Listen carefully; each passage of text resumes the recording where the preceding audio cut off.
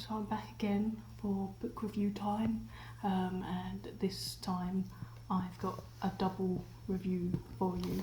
So I'm gonna start with this one, The Rent Trap. It's by Rosie Walker and Samir Jarrah. I'll start with this one because I've got a bit less to say about this one. It sounded really interesting. So it's basically about private rent and the problems there are with it. I think I was kind of hoping that, as well as talking about the issues, that it would have a bit more solutions. What I could manage to read was really quite really disheartening, and then it's very fact-based and a quite heavy read, so I have to admit skim reading some of it, and there's some chapters towards the end that are about alternatives to private rent and how to take your landlord to court if that's something you needed to do, which is quite useful. But even the alternatives to private renting, none of them really seemed, that great either, to be honest with you. So yeah, quite a shocking book. So if you do want to learn a bit more about what the problems are with private renting and costs and so forth, then this will give you a lot of insight into that rather horrible situation there, especially if you live in London like myself. So yeah, that's about all I can say about that one. So I think I gave it 2 or 3 out of 5. So it's very informative. It's just very depressing as well, which I knew, but I kind of also hoped there would be a bit more in the way of things we could do to change it, the ways to get out of it, and there wasn't as much as that as I'd hoped. Okay, the second book, which I actually read before that one, is actually my favourite book so far this year. I'm very excited about it. I actually saw this one on, as you may know already, I work in the libraries. I saw this one on the reserve shelf a few times, and the title intrigued me. So I was like, oh, I'm going to borrow this book too. And that is The Mermaid of Black Conch by Monique Rofi. Yeah.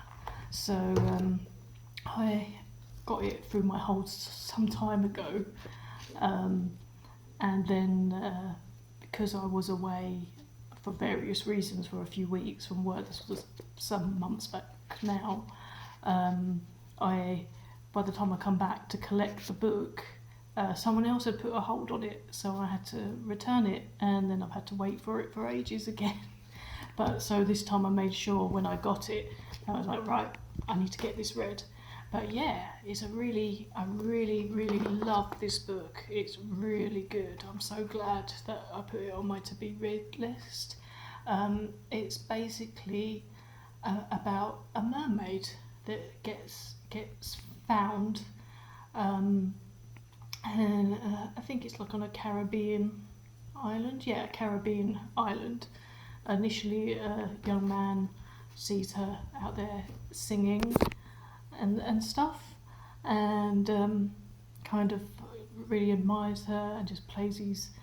No, she's not singing. He's singing and playing his guitar to her, basically.